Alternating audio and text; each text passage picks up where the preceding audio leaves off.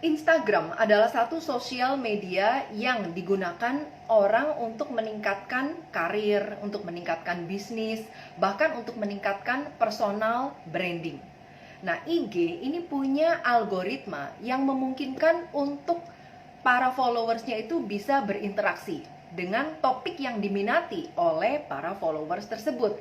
Nah, beberapa waktu lalu orang berlomba-lomba gimana caranya supaya followersnya bisa bertambah, dan bertambahnya itu dengan cepat, ya, karena berlomba dengan waktu. Nah, akibatnya apa? Banyak di antara mereka yang maunya instan, maunya dapat followernya dalam jumlah yang banyak gitu, dalam jumlah yang besar. Nah, akibatnya mereka membeli yang namanya follower, yang mereka beli follower. Nah, sekarang IG itu juga dia akan bisa melihat nih. Jadi robot IG itu bisa melihat yang mana yang followernya itu bukan organik datangnya, tapi beli. Nah, tanda-tandanya apa? Ciri-cirinya. Ciri-cirinya nggak ada interaksi sama sekali. Nggak ada interaksi. Banyak followernya, tapi interaksinya nggak ada. Terus, ya kalau interaksi nggak ada, gimana orang mau beli? Ya kan nggak ada chemistry-nya gitu. Nggak ada rasa suka, kenal, percaya, respect. Orang nggak akan beli kalau gitu, ya. Jadi follower banyak nggak menjamin kalau itu konversinya bagus atau daya belinya tinggi, ya. Nah, Instagram juga bisa membaca apakah komen-komen atau interaksi yang dilakukan itu oleh robot atau dilakukan secara manual.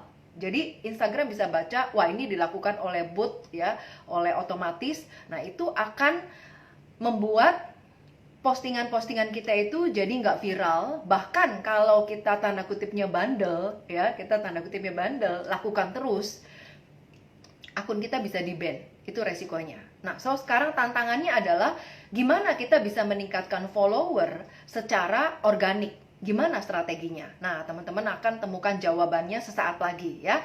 Pastikan nonton IG Live ini sampai selesai. Supaya apa? Supaya teman-teman mendapatkan strategi, tipsnya yang bisa langsung dipraktekkan untuk menambah follower secara organik di Instagram ini. Dan bagi yang nonton sampai selesai, saya akan berikan bonus spesial, ya, nanti di akhir sesi, ya. Jadi pastikan nonton sampai selesai untuk mendapatkan benefit maksimal dan mendapatkan juga bonus spesial dari saya, yaitu ebook 8 skill milioner, ya. Oke, untuk yang pertama kali kenal saya atau lihat tayangan saya, perkenalkan, saya Christine Emalia, founder dari Karyawan Milioner. Saya menyediakan solusi khususnya bagi karyawan yang pengen banget mendapatkan percepatan income melalui bisnis internet. Nah, kalau teman-teman mau memulai bisnis tapi bingung, ya, khususnya bisnis internet karena berbagai alasan, misalnya gaptek, nggak pernah pengalaman bisnis, bingung nggak punya produk untuk dijual. Nah, silakan mampir ke bio saya. Di situ akan mendapatkan banyak sekali tips, strategi, cara memilih bisnis yang tepat di era ini, dan sebagainya. Jangan lupa follow dan subscribe supaya manfaat yang teman-teman dapatkan benar-benar banyak, ya. Oke, gimana meningkatkan follower secara organik? Nah, hari ini saya undang seorang narasumber yang dalam waktu 5 bulan itu followernya bisa tembus ratusan ribu.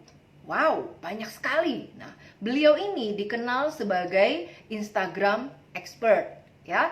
Nah, saya lihat beliau sudah datang.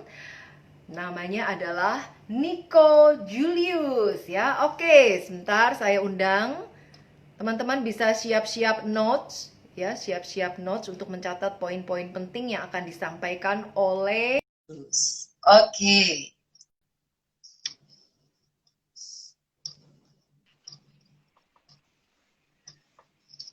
Selamat sore, Nico. Ya, halo Ci. Sorry. Sehat? Sehat? Halo. Sehat-sehat. Ya, Ci. Sehat ya, Sip. Oke. Yes, Ini sehat. gambarnya agak-agak stuck nih tadi. Mungkin koneksinya ya? Ya. Wah, bisa jadi. Oke. Iya, koneksinya ya. Oke, Nico, saya senang sekali karena Nico mau IG Live bareng lagi, mau sharing lagi ke teman-teman di sini. Nah, topik kita ini sangat-sangat menarik nih. Karena bagaimana caranya mendatangkan follower, bukan dengan cara membeli atau bukan dengan cara instan, melainkan secara organik. Nah, sebelumnya mungkin ada di antara teman-teman di sini yang belum kenal siapa Niko. Ya, sebagian besar pasti udah tahu dah. Ya. Nah, Niko boleh nggak cerita sedikit latar belakang Niko, awalnya profesi apa, lalu apa yang membuat Niko akhirnya menjadi IG expert? Sebenarnya visi dan misi Niko ini apa? Iya, jadi selamat sore teman-teman. Thank you Jay buat udah ngajakin live seperti di live sore hari ini. Sebenarnya kalau bicara tentang background, saya memang lebih banyak aktivitas di digital marketing sejak 2014 sampai dengan sekarang. Tapi memang project pribadi untuk mengembangkan Instagram itu dimulai dari Desember 2019 yang lalu sampai hari ini. Jadi kenapa memutuskan jadi Instagram expert? Itu sebenarnya bukan karena memutuskan, tapi karena memang banyak teman-teman yang ngejudge bahwa udah mas Instagram expert aja gitu ya, di DM terus gitu ya. Jadi sudah saya pakai Instagram expert. Kalau teman-teman lihat sebelumnya, saya lebih banyak ke digital marketing sebelumnya. Jadi saya banyak background tentang iklan kebanyakan, jadi Facebook Ads, Instagram Ads, YouTube Ads, Google Ads gitu ya, LinkedIn Ads. Jadi itu yang saya kerjain teman-teman. Jadi sekarang sih lebih banyak juga belajar tentang Instagram, tapi juga platform lain saya juga masih di sana. Artinya nggak cuma di Instagram aja gitu. Oke, berarti sebenarnya istilah Instagram expert itu datangnya dari audiens sendiri ya? Benar-benar. Oke, luar biasa banget ya. Berarti udah jadi nih personal brandingnya. Iya, dilabelin sih. Padahal pengennya digital marketing expert, tapi jadinya Instagram expert. Ya. Oke. Oke, kita ikut aja lah apa yang audiens inginkan ya. Yang penting Ya, jadi lah ya. Great. Nah, orang Ya. yang baru masuk Instagram, Niko, kalau orang yang baru masuk Instagram, concernnya adalah follower. Karena pada saat dia starting, kan belum ada yang ngikut gitu. Ya. Nah, sekarang gimana caranya kita bisa mendapatkan follower itu yang tertarget, tapi secara organik. Jadi followernya itu bukan asal-asalan follow aja gitu. Ada strateginya nggak? Oke. Jadi kalau misalnya kita bicara tentang Instagram, memang agak susah kalau kita bicara sesuatu yang organik itu bisa targeted. Yang bisa targeted adalah kecuali teman-teman bermain di market yang benar-benar kecil banget, kemudian teman-teman bisa membuat konten yang benar-benar spesifik buat mereka, maka itu akan mengattract mereka. Cuma konsekuensinya kalau teman-teman bermain dengan target market yang spesifik dari konten, biasanya satu, followers teman-teman bakalan pelan banget tumbuhnya. Kedua, begitu juga dengan interaksinya. Kemudian yang ketiga adalah akhirnya teman-teman merasa bahwa kok kayaknya nggak worth it banget gitu ya membuat targeted audience di Instagram dari konten. Sehingga metode kalau misalnya pendekatan organik dengan konten yang segmented seperti itu memang agak susah teman-teman. Jadi bukan berarti nggak bisa, tapi susah. Artinya berbeda sama konten-konten seperti kayak fashion, entertainment, edukasi yang boleh dibilang itu kan untuk banyak orang gitu ya. Nah, terus gimana cara pilihannya? Kemarin saya sempat juga posting konten gitu ya tentang cara mendapatkan targeted audience, di mana teman-teman bisa melakukan namanya outreach. Outreach itu adalah teman-teman mencari di mana audiens yang potensial buat teman-teman sendiri. Kemudian teman-teman mulai memunculkan awareness teman-teman di mereka. Jadi mulai seperti kayak nge-like konten, memberikan komentar yang positif, sehingga mereka melihat atau ngepoin teman-teman ini siapa sih yang komentar kan gitu. Saat itu dia melihat profil teman-teman, kalau misalnya konten teman-teman itu relate sama mereka, biasanya mereka akan follow. Jadi itu cara yang paling simple gitu ya, walaupun melelahkan ya metode seperti itu, tapi itulah cara untuk teman-teman bisa mendapatkan ya targeted audience yang sesuai yang teman-teman inginkan. Karena saat kita ya cari seseorang kan kita yang lihat profil dia seperti apa, seperti itu. Oke, jadi dengan cara kita berikan konten edukasi ya, Niko ya.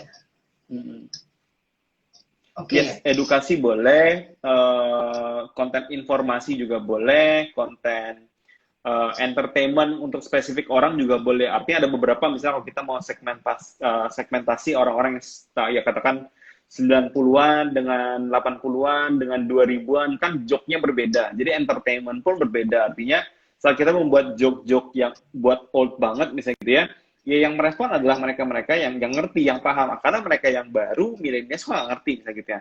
Sama halnya sebaliknya, kalau teman-teman membuat konten-konten atau joke-joke yang untuk milenial, ya baby boomer nggak ngerti kan gitu. Jadi ya itu bedanya. Artinya kita perlu tahu siapa audiensnya, baru teman-teman sesuaikan kontennya sesuai dengan mereka sih, seperti itu.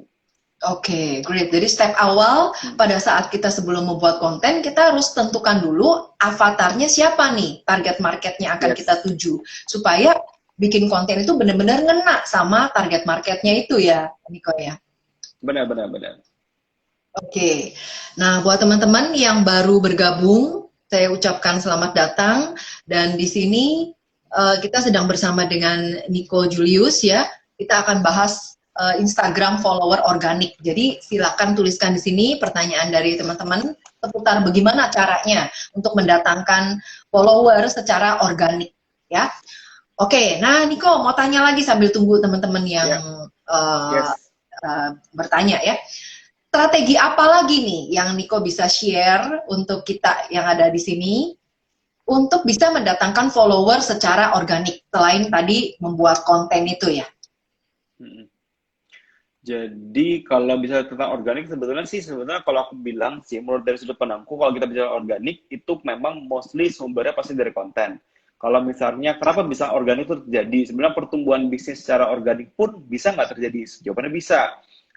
Coba teman-teman bayangkan saat teman-teman membuat sebuah produk gitu ya, kemudian orang beli, kemudian orang suka, kemudian orang ceritakan ke lebih banyak orang, ya itulah proses organik yang terjadi kan, artinya word of mouth. Jadi saat sebuah bisnis, core bisnisnya bagus, kemudian ada orang yang sharing satu sama lain gitu ya, nah itu sebetulnya proses organik yang terjadi, artinya ya seperti itulah sebenarnya bisnis bisa bertumbuh. Sama di Instagram juga berlaku yang sama, artinya satu konten bisa menjangkau banyak sekali orang, selama kontennya bagus dan bisa mendapatkan ya artinya engagement dan ya salah satu bentuk interaksi yang paling penting buat growth juga adalah ya share gitu ya. Jadi kalau teman-teman bisa membuat sebuah konten yang shareable itu juga akan meningkatkan banget sih ya pertumbuhan dari akun teman-teman. Tapi intinya tetap balik ke kontennya.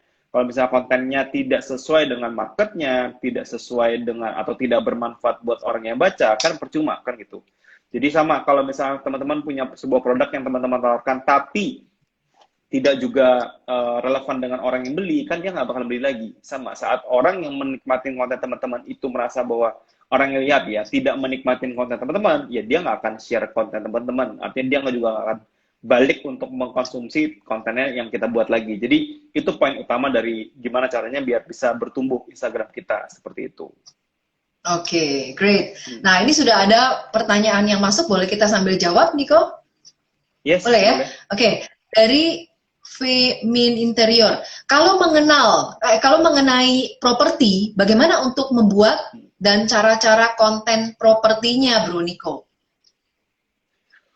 Kalau properti itu gini, kalau misalnya konten yang di-post adalah listing properti, maka ya sudah, artinya itu kan jadi katalog bentuknya, hanya beda produk kan. Artinya mereka, apakah berbeda sama orang yang jual baju? Jawabannya sama. Cuman trafficnya pasti lebih dikit, kan tidak semua orang tiap kali beli rumah kan gitu. Jadi hal yang penting dibangun adalah kalau misalnya kita bicara tentang properti, menurut aku pribadi yang paling penting adalah personal brand-nya.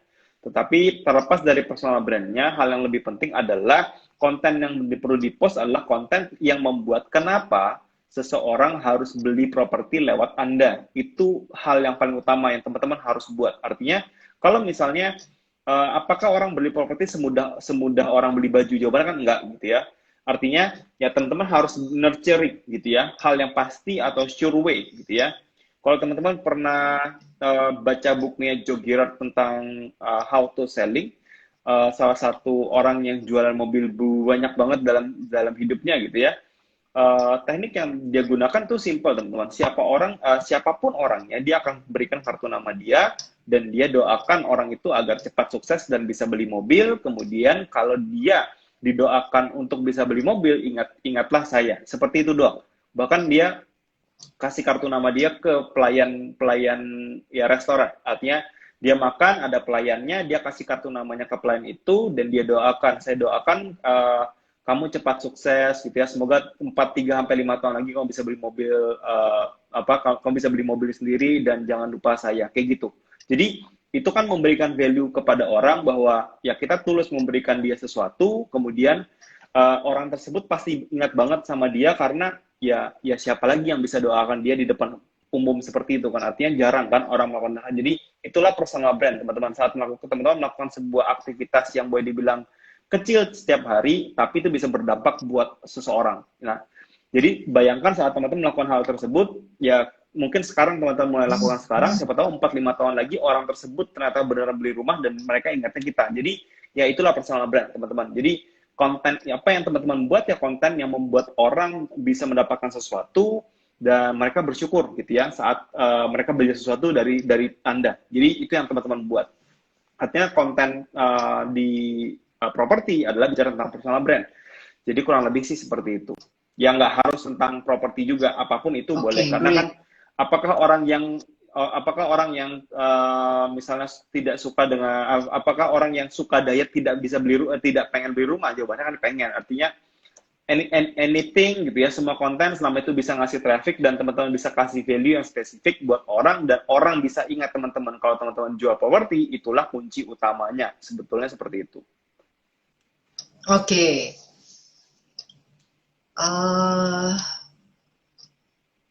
Oke. Nah, ini ada pertanyaan dari Herlina. Ya. Merusak algoritma itu maksudnya gimana ya? Merusak algoritma itu gini. Instagram itu kan sifatnya adalah rank feed gitu ya, ranking feed. Artinya misalnya teman-teman bayangkan saat rank feed itu cara kerjanya simple teman-teman. Saat teman-teman posting sesuatu, sebelum dari itu teman-teman bayangkan saat kita kita punya akun, kita follow 500 orang. Artinya kalau misal 500 orang kita follow, artinya sehari bayangkan 500 orang itu follow posting satu hari sekali. Artinya kan teman-teman harusnya melihat 500 konten gitu ya. Nah, dari 500 konten pertanyaannya siapa yang paling atas yang teman-teman lihat? Kan pertanyaan itu. Jadi itulah fungsi dari algoritma untuk menentukan konten dari 500 orang ini siapa yang paling atas urutannya, sehingga itu menjadi prioritas. Nah, urutan paling atas atau ranking paling atas itu ditentukan dari yang namanya interaksi. Kalau teman-teman melakukan like, comment, share, dan save di Instagram, maka besok hari dia posting, teman-teman akan lebih kemungkinan besar melihat konten dia. Karena menurut algoritma, teman-teman itu masih suka dengan konten dia kan. Jadi saat dia posting, teman-teman akan lihat postingan dia lagi. Jadi itu cara kerja algoritma. Nah, kemudian gimana cara merusaknya atau pertanyaan kenapa menjawab ya. algoritma bisa rusak? Jadi kalau misalnya, ya, gimana sih? Ya, silakan Eko. Jadi kalau misalnya merusak algoritma itu, kalau misalnya teman-teman melakukan hal sebaliknya. Kalau postingan teman-teman tidak dapat interaksi, maka besok akan hilang, akan turun posisi teman-teman. Kemudian teman-teman posting lagi, kemudian dia tidak berinteraksi lagi, maka teman-teman makin akan tenggelam sampai teman-teman hilang. Artinya benar-benar reach-nya benar-benar rendah sekali. Artinya konten yang teman-teman buat itu sangat tidak relevan buat banyak orang di Instagram yang membuat ya algoritma dari akun teman-teman rusak. Jadi sebetulnya sesimpel itu sih caranya. Oke, baik. Jadi kuncinya adalah banyak nggak interaksinya. Kalau interaksinya banyak, itu berarti kontennya oke. Oke. Ya. Ada yang iseng nih, udah remove 1000 akun palsu, dapat serangan jam 1 pagi tadi. Oke. Yes. Curhat sama Niko nih. Curhat. Konten yang shareable. Konten yang shareable itu contohnya gimana, Kak? Konten yang shareable itu memang agak susah gitu ya. Biasanya tuh kalau aku penjelasan yang agak sedikit detail atau ribet tuh sebetulnya kita harus mencari yang namanya prolific zone. Tapi kan agak susah ya, karena kita nggak paham dengan kata itu. Intinya adalah sesuatu yang sifatnya dipahamin orang dan diminatin orang dan gimana ya? Antara gini, mungkin bahasanya salah, ambigu teman-teman. Ambigu itu adalah konten yang prolific zone artinya. Jadi dia masuk dalam area prolific. Artinya itu ambigu antara iya atau tidak.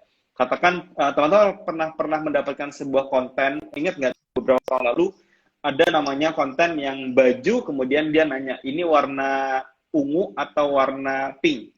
Jadi itu kan sesuatu yang disebut dengan prolific teman-teman. Sudut pandang orang berbeda-beda sehingga itu jadi ambigu kan jawabannya. Nah, itu menjadi konten yang sangat shareable sekali. Artinya konten yang bisa dilihat dari banyak sudut pandang gitu ya dan keduanya benar. Itu adalah prolific zone. Jadi konten tersebut ada dalam area prolific yang membuat sama seperti kita selalu menceritakan atau misalnya banyak banget ya dari dulu sampai sekarang duluan mana telur atau ayam. Itu kan sesuatu hal yang prolific juga. Artinya kita nggak tahu mana, ya ada yang ngaku-ngaku ya ayam, dari mana telur. Artinya itulah prolific teman-teman. Membuat konten-konten yang seperti itu di market teman-teman itu bisa sangat shareable sekali sehingga teman-teman bisa membuat ya konten teman-teman tuh shareable banget karena banyak orang yang lihat, banyak orang yang punya pendapat masing-masing dan sudut pandang masing-masing sehingga ada beberapa kubu lah cerita melihat sebuah konten dan itu adalah cikal bakal dari sebuah konten yang viral sebut atau shareable.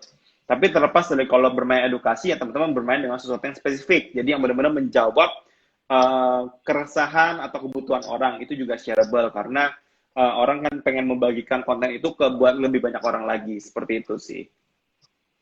Oke, great. Nah, terus ada pertanyaan lanjut dari Frans Praburisa, bagaimana cara lari perlahan-lahan dari konten awal agar avatar kita tidak unfollow kita? Maksudnya kita rubah konten kita agar follow tetap stay. Jadi kalau misalnya kita mau berharap orang stay, jawabannya nggak bisa teman-teman, karena kita nggak punya sesuatu yang mengikat orang kan. Jadi hal yang menurut aku yang bisa aku sarankan lah kalau memang mau merubah dan perubahan itu menurut teman-teman akan jauh lebih baik daripada yang sekarang, ya berubahlah. Artinya sesuatu yang simple kan gitu. Artinya ngapain kita bertahan dengan sesuatu yang sudah tidak works. Artinya kalau misalnya teman-teman selama ini ya tidak mendapatkan apa-apa dari situ, ya apa susahnya kan tinggal bergeser ke sesuatu yang baru, walaupun yang lama mungkin hilang karena tidak mungkin tidak hilang teman-teman. Di artinya gini, unfollow itu pasti terjadi kalau teman-teman merasa bahwa ada gini, saat teman-teman menjalankan bisnis pasti ada pengeluaran teman-teman. Itu sama halnya saat kita mengembangkan bisnis pasti ada yang hilang. Jadi ya itu part dari pertumbuhan teman-teman, unfollow. Jadi saat ada orang yang follow pasti ada orang yang unfollow. Hanya saja teman-teman harus melihat dia dalam posisi surplus atau minus kan gitu. Selama dia surplus, artinya yang follow sehari 500 misalnya, atau 100, tapi yang unfollow sehari 20, ya teman-teman grow 80 kan, lanjut aja. Jadi jangan takut dengan unfollow. Hal yang lebih penting adalah teman-teman harus paham kemana tujuan teman-teman, kemana teman-teman mau membangun bisnisnya, kemana teman-teman mau membangun Instagramnya, itu yang sangat penting dibandingkan teman-teman pusingin gimana caranya biar orang nggak unfollow, karena nggak bisa. Artinya siapa yang bisa ngajakin orang buat unfollow? Ya susah kan gitu. Jadi karena tuh sangat personal banget topiknya, jadi susah sih. Sampai sekarang saya belum ketemu juga tuh gimana cara orang biar nggak unfollow saya gitu ya. Oke, itu hak setiap orang kayaknya ya. Kita nggak bisa Yes, maksa, benar. kita nggak bisa ngemis, jangan Yeah, unfollow, nggak bisa juga gitu yeah, ya. Oke, benar-benar. nah apakah harus beralih ke Instagram bisnis? Kalau dari sudut Dari pandangku akun memang biasa, sebisa apakah harus mungkin beralih ke Instagram jadiin. bisnis? Saranku sih jadikan akun profesional baik itu bisnis atau creator. Kalau kenapa? Karena sebenarnya sebenarnya teman-teman tidak ada bedanya akun personal dengan akun bisnis. Hanya bedanya adalah fiturnya aja. Artinya kalau saya pribadi lebih senang fiturnya banyak itu aja kan. Artinya kita bisa lihat data insight, kita bisa lihat jumlah impression, berapa jumlah follow dari sebuah konten. Ya buat saya itu walaupun akun itu akun personal saya. Artinya ya artinya kenapa sih kita bisa bertumbuh kan kita juga pengen tahu dong gitu, dan di online di Instagram kita bisa membuat itu sebagai akun creator kalau teman-teman nggak mau buat akun bisnis. Jadi ya bebas sih, dan teman-teman mau switch dari personal ke bisnis sesuka hati juga nggak apa-apa karena saya baru coba kemarin gitu ya, bebas kok. Artinya nggak ada yang hilang tuh, baik-baik aja. Jadi saran saya ya ganti aja. Oke, great. Terus pertanyaan dari Mari, ini ada dua, saya sambung aja ya Niko ya, orangnya sama. Ya, Nah, boleh. bagaimana belajar mengetahui market kita? Itu pertanyaan pertama. Terus apakah dari konten atau dari mana? Jadi ini kalau market kita itu kita yang menentukan, karena siapa pembeli ideal kita yang tahu. Konten tidak tahu itu karena kitalah yang membuat konten. Jadi jawabannya adalah kita yang harus menentukan. Idealnya adalah apa yang kita cari. Target market adalah orang yang boleh kita bilang tuh langganan, teman-teman. Karena bisnis itu yang sehat adalah bisnis yang bukan punya banyak pembeli, tapi bisnis yang punya banyak pelanggan. Orang yang beli satu kali itu akan percuma buat bisnis teman-teman. Kenapa? Kalau dia tidak beli lagi. Artinya bisnis itu nggak bakal survive. Karena saya udah pernah masuk di era seperti itu, teman-teman. Saya benar-benar mencari produk, fokus pada cari pembeli, kemudian dia nggak pernah beli lagi, teman-teman. Saya pernah dalam fase itu. Saya bisa jualan satu barang bisa sampai ya 30 sampai 50 ribu pembeli, tapi tingkat reordernya gitu ya, itu rendah banget gitu ya. Jadi super super kecil, bahkan saat saya nggak beriklan lagi waktu itu ya sekitar 6 bulan, listnya benar-benar mati. Jadi 50.000 leads atau orang yang pernah beli itu yang nggak beli lagi gitu ya. Artinya dan susah banget untuk nurture ke produk yang lain. Artinya itu untuk nawarin produk lainnya itu susah banget. Kenapa? Karena dia udah pernah, artinya boleh dibilang ya nggak ada sesuatu yang membuat dia kenapa dia bisa senang banget untuk membeli produk kita. Karena produknya biasa aja, bahkan beberapa produk yang saya pernah dijual ya ada yang mengecewakan gitu ya. Jadi itu yang paling dalam membangun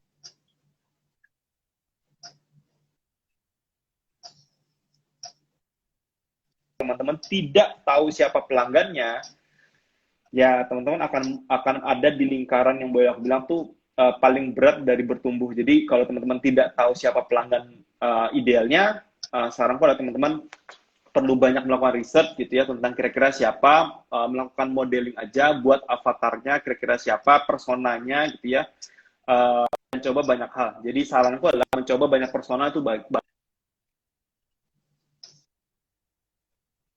bisnisnya belum jalan. Jawabannya teman-teman membayangkan kira-kira siapa, kemudian kejar dia, lihat dia beli nggak, kalau dia beli lagi nggak gitu. Jadi itu yang teman-teman lakukan. Jadi experience juga part dari proses pertumbuhan sih.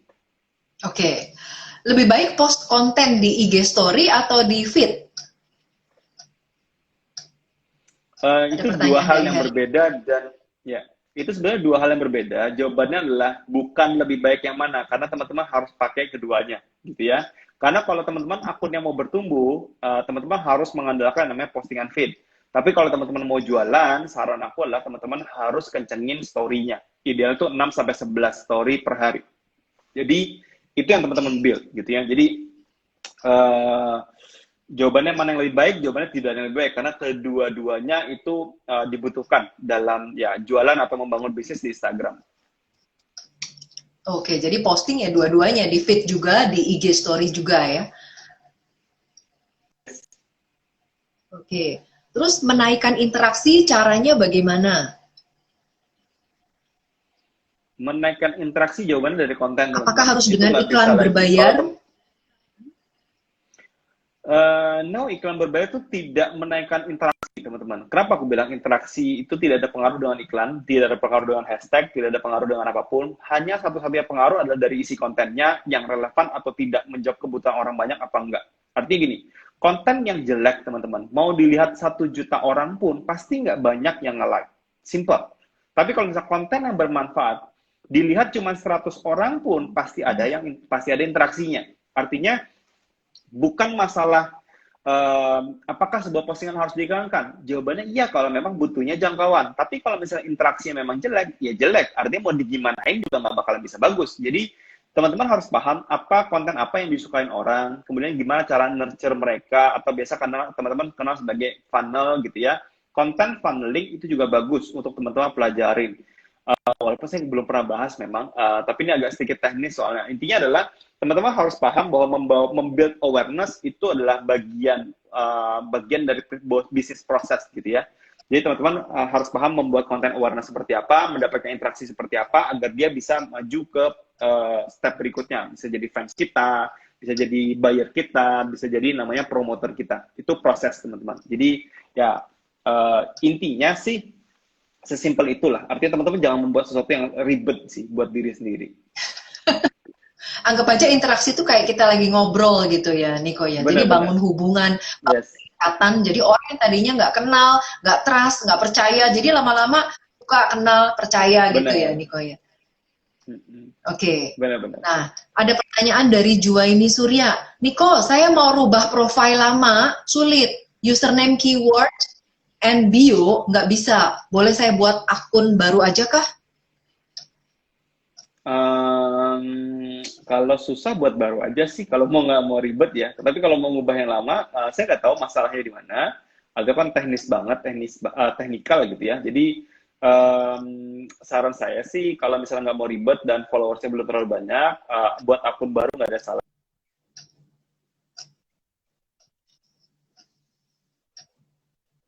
Menurut saya fun seperti itu. Tapi kalau username itu bukan kata kunci ya, username itu adalah brand kita.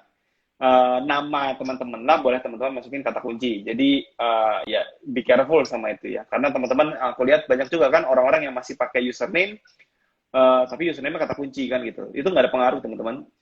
Jadi fokus membuat branding aja, karena tujuan kita di Instagram itu pasti kalau nggak branding, personal branding, pasti kita jualan kan. Dan ya kalau teman-teman cuma jualan aja di Instagram, teman-teman mau buat konten yang bagus dan lain-lain, percuma, akan sayang banget kalau teman-teman cuma cari pembeli sekali lagi. Jadi teman-teman saranku adalah buat brand seperti itu. Bangun brand dari sekarang ya. Oke. Yes. Nah, terus apakah kalau kita mau posting di feed, jamnya harus sama setiap harinya? Maksudnya biar akun IG kita nggak turun. Jadi memang ada beberapa studi yang pernah saya dengar juga bahwa saat kita posting, membentuk habit market itu bisa teman-teman, saat teman-teman posting di jam tertentu yang exact gitu ya. Misalnya saya akan posting setiap jam 2, teman-teman beri tahu kepada semua followers teman-teman mungkin di bio misalnya gitu ya, atau di dalam konten itu sendiri. Ya itu bisa, artinya teman-teman bisa membuat ekspektasi itu dan membuat orang jadi membangkitkan rasa penasaran dia tiap hari ya, lihat lagi itu bisa. Tapi buat saya sebetulnya tidak wajib juga. Artinya kalau saya tipenya orang yang suka eksperimen, jadi saya sembarang aja posting gitu ya, sesukanya. Baru nanti saya akan evaluasi, mana yang bagus, mana yang tidak, mana konten yang bagus, mana enggak. Ini posting jam berapa, ini posting jam berapa. Saya biasanya kayak gitu sih. Jadi nggak ada rumusan baku sih menurutku pribadi. Yang penting jangan posting di saat orang tidak buka Instagram. Sesimpel itu aja.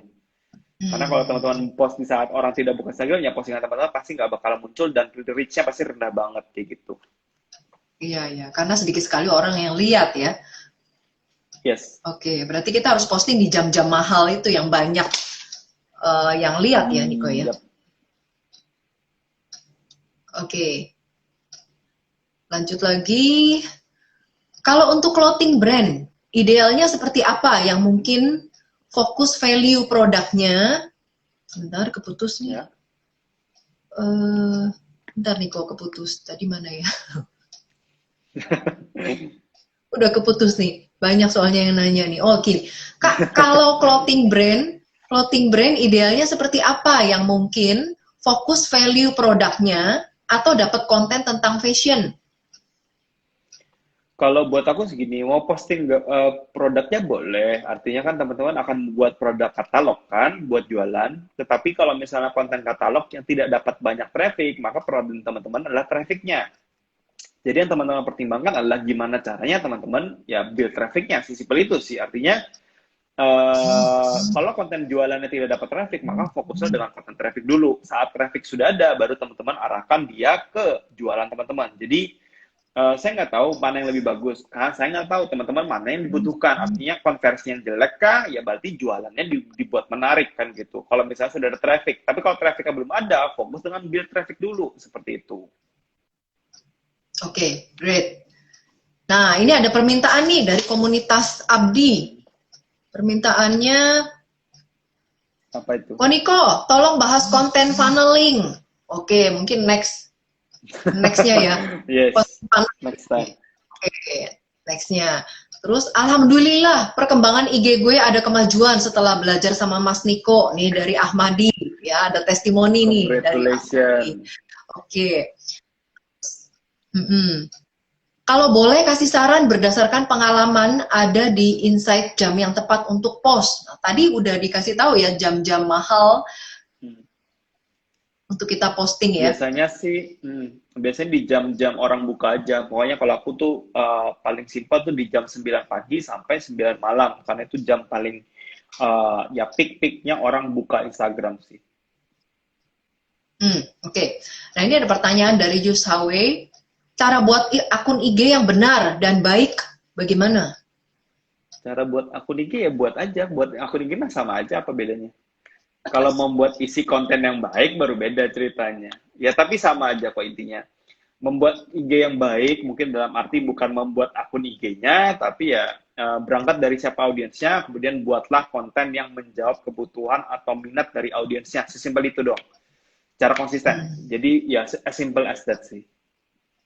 Oke. Lebih bagus mana antara posting carousel di feed dengan dicampur antara carousel dengan single image?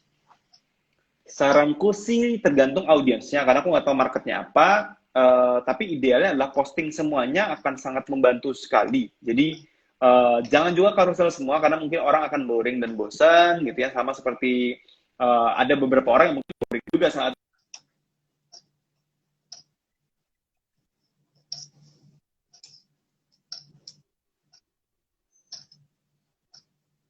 dicoba dulu aja yang pasti.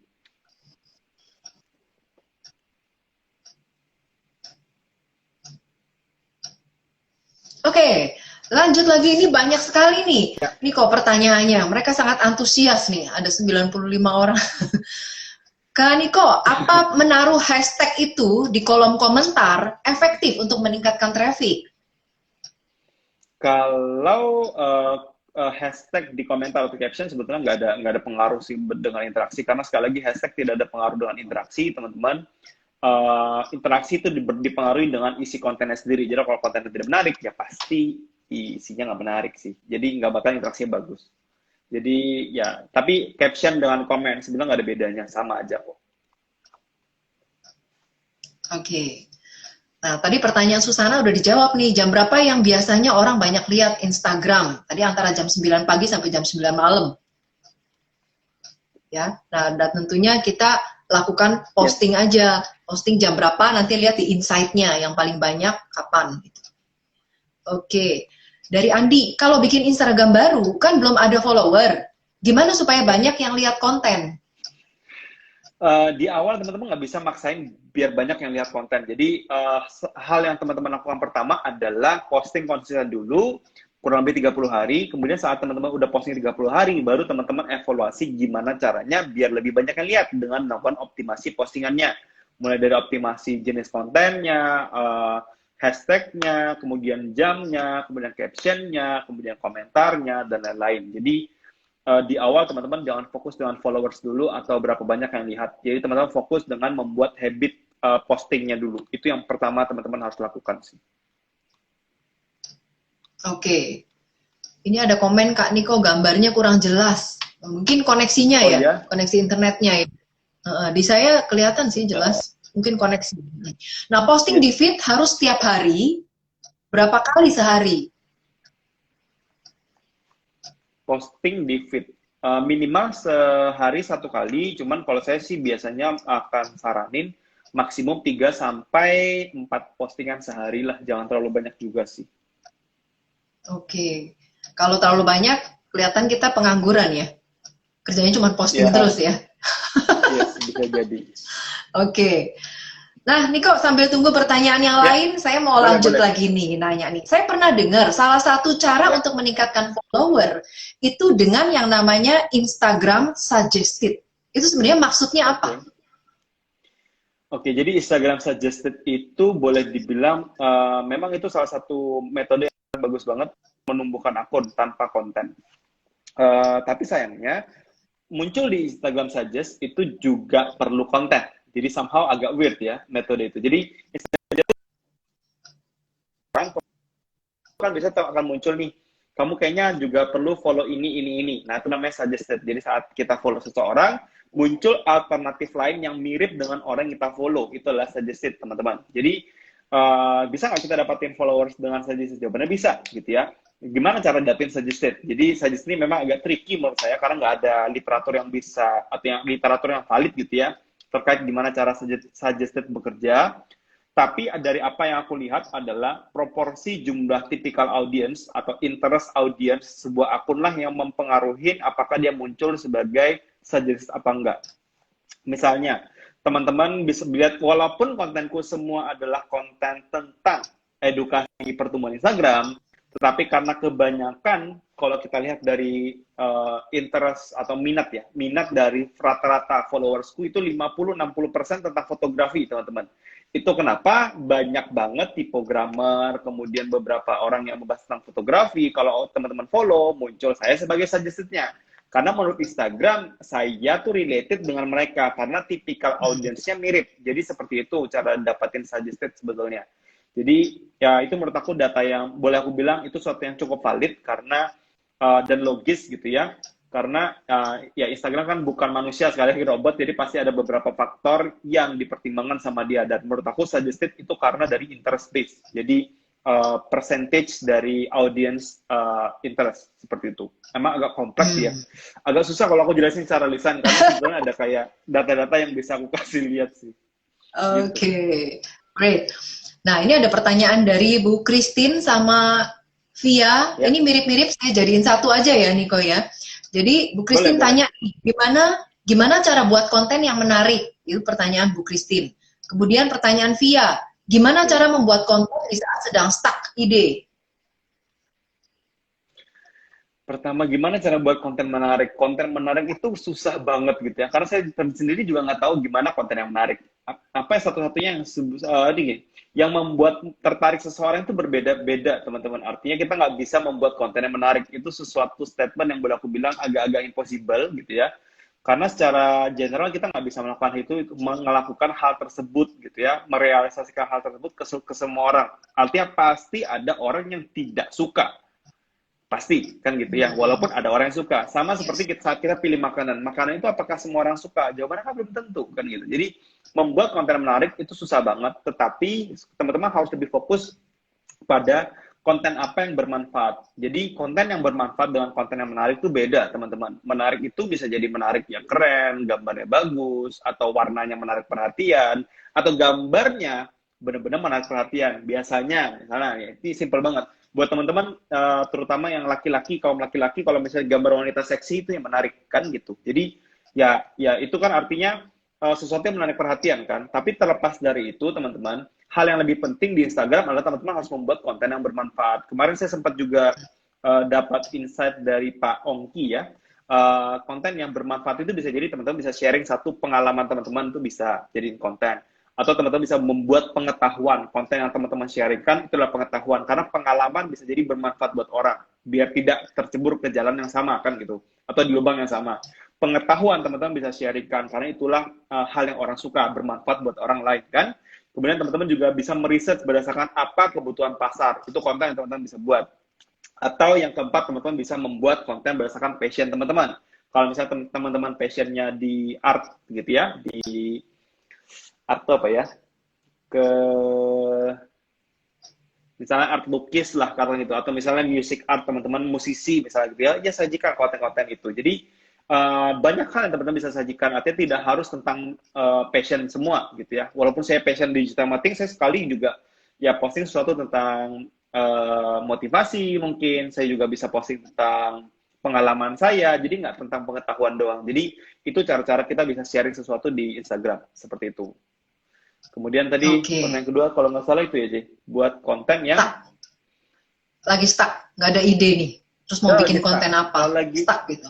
Kalau misalnya teman-teman lagi stuck, kalau saya sih akan muter di 4 tadi. Sharing pengalaman, pengetahuan, kemudian passion kita apa, dan apa yang dibutuhkan orang. Karena menurut aku kalau kita bertanya setiap hari, pengalaman apa yang mau bisa share hari ini? Mostly kan banyak sebetulnya, tinggal mau nggak kan gitu. Atau misalnya pengetahuan apa yang mau aku share hari ini? Ya udah. Artinya jangan cuman berpikir bahwa gimana ya susah cari ide. Apa yang teman-teman dari bangun sampai hari ini, sampai teman-teman beraktivitas pun pasti ada sesuatu yang teman-teman bisa buat jadi konten. Tinggal masalahnya teman-teman mau apa enggak gitu aja. Artinya konten tuh ada teman. Nggak cuma di diri kita, di Instagram juga banyak, di kejadian sehari juga banyak. Tinggal teman-teman bisa nggak mentransmusikan itu jadi konten. Itu doang sebetulnya yang mungkin belum teman-teman banyak tahu. Artinya hal itu ditransmusikan, teman-teman. Saat kita bisa menyajikan sebuah peristiwa menjadi sebuah konten yang mudah dikonsumsi, itulah content creator kan saat kita membuat konten. Jadi stuck itu sebetulnya hanya karena teman-teman belum tahu jalannya, jadi belum tahu know-how-nya. Jadi apa dong tipsnya gitu ya? Jadi saran saya adalah teman-teman mulai banyak mengeksplorasi gitu ya, sering-sering lihat konten. Oh ini tipe kontennya, oh misalnya dia share pengalaman. Oh ini tipenya adalah how to gitu ya. Oh ini adalah tentang data. Oh ini tentang analitik. Oh ini tentang insight. Jangan lihat kontennya boleh lihat, tapi teman-teman pelajarin topik utamanya apa, kategorisasi dari sebuah konten itu teman-teman harus pahami. Jadi kalau teman-teman punya banyak topik seperti itu, teman-teman harusnya tidak akan masalah dengan teman-teman nggak akan ketemu namanya stuck buat konten sih sebetulnya. Oke, jadi intinya harus berani untuk explore, berani harus untuk Yes. berkreasi, berani harus Ya, lihat aja yang kejadian sehari-hari apa yang kita bisa sharingkan gitu ya. Oke, benar-benar. niche saya baju anak. Insight selalu tinggi jika saya post tentang parenting. Apakah konten parenting ini helpful untuk meningkatkan traffic di IG saya?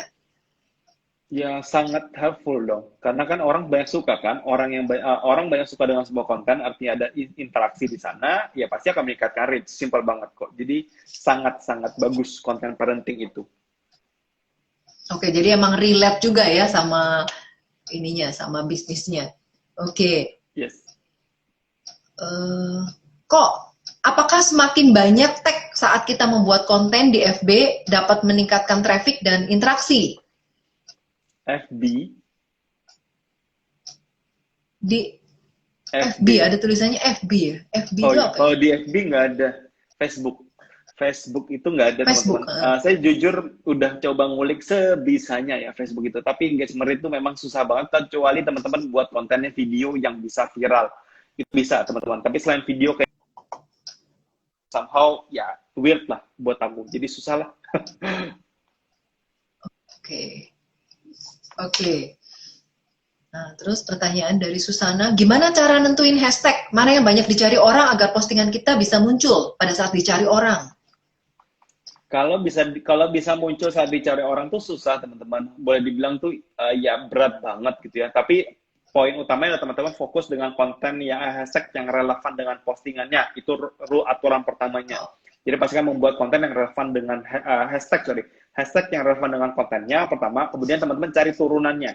Nah, kalau misalnya terlalu besar, misalnya jutaan, ratusan juta gitu ya, teman-teman saranku adalah mencari hashtag 15 sampai 25 atau simpelnya 20 lah.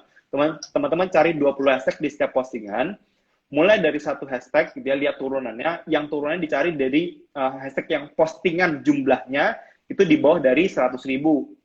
Atau kalau misalnya masih di bawah 1.000 follower, posting aja mulai carilah hashtag yang di 50.000. Tapi minimum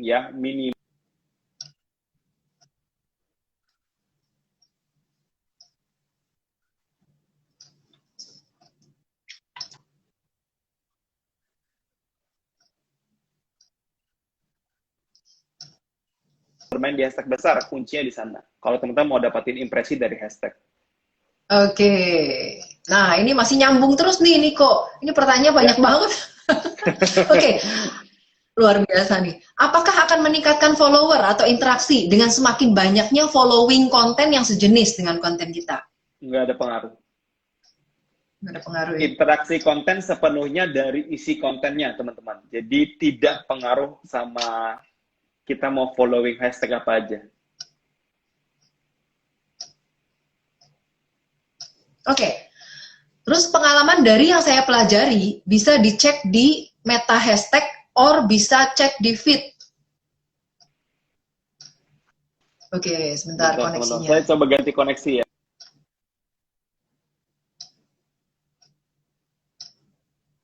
Oke, bentar Apakah ya, sudah ini lancar? koneksinya. Udah lancar belum ya? Iya, masih loading, masih muter-muter punya Niko nih. Oke, sekarang udah.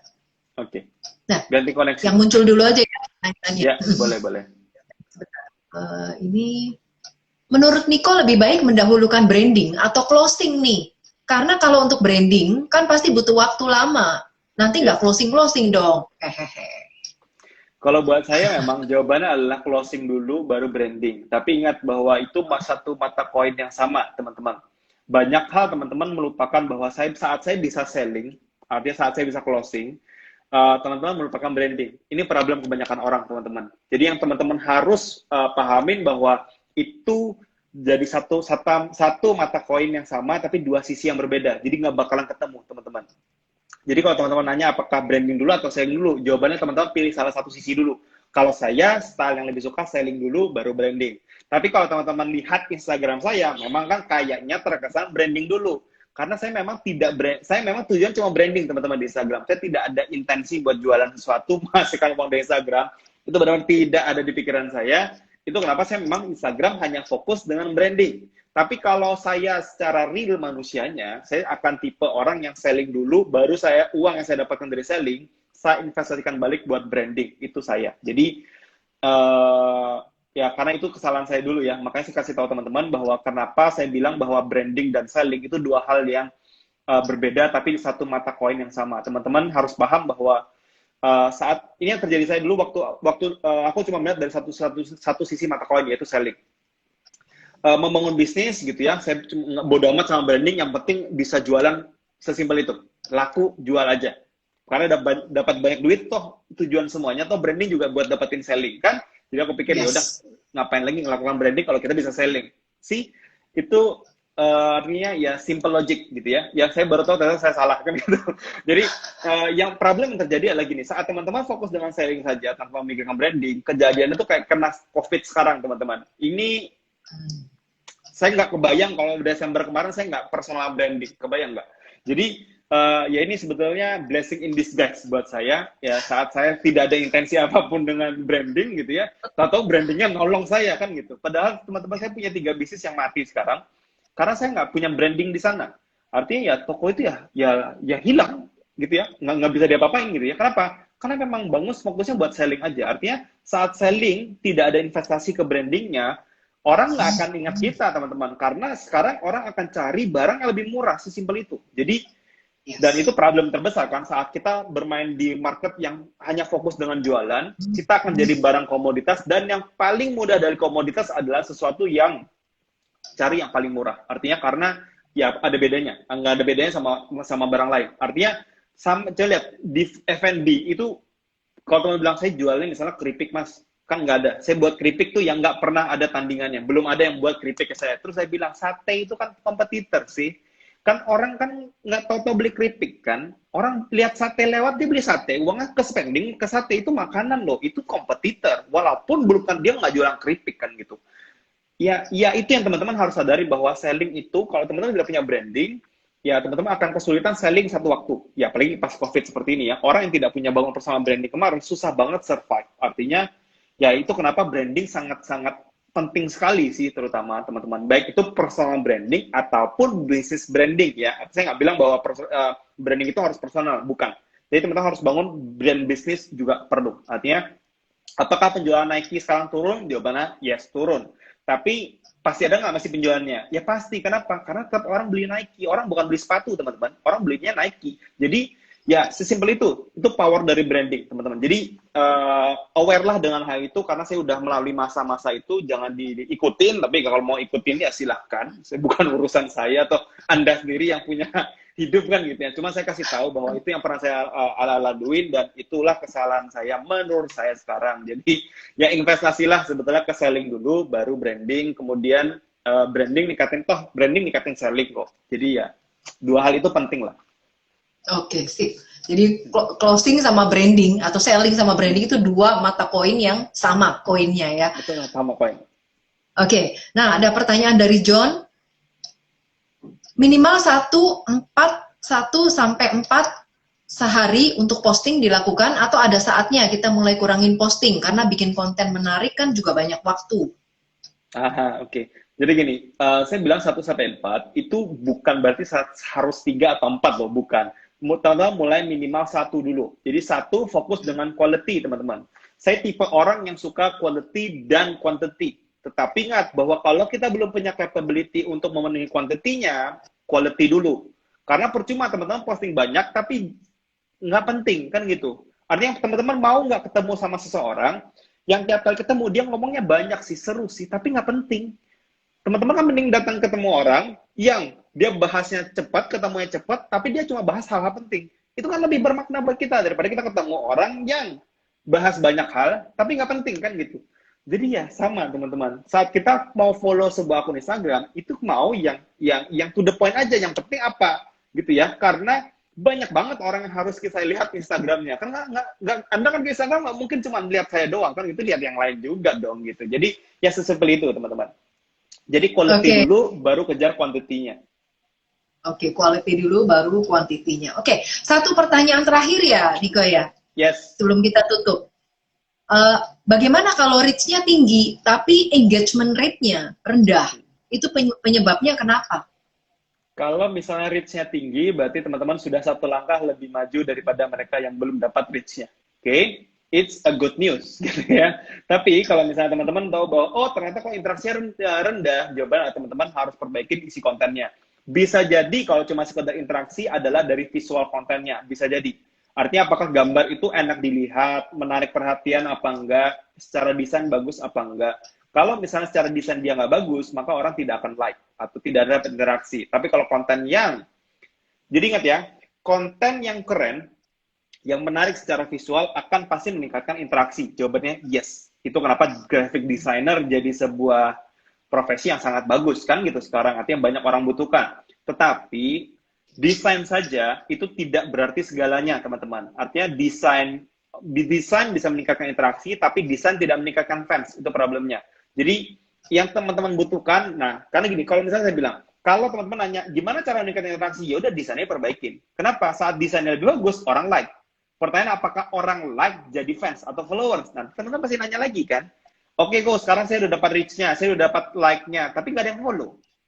Kan pertanyaan lagi kan gitu. Jadi makanya saya bilang, saya kasih tahu gambaran keseluruhannya bahwa hal yang lebih penting adalah teman-teman harus paham isi dari sebuah konten itu adalah segalanya. Kalau misalnya kontennya isinya udah bagus menurut teman-teman itu bisa bermanfaat buat orang, tidak ada yang interaksi, tapi ada yang follow misalnya satu, it's a good news gitu ya, karena konten teman-teman ya mengembangkan akun satu followers.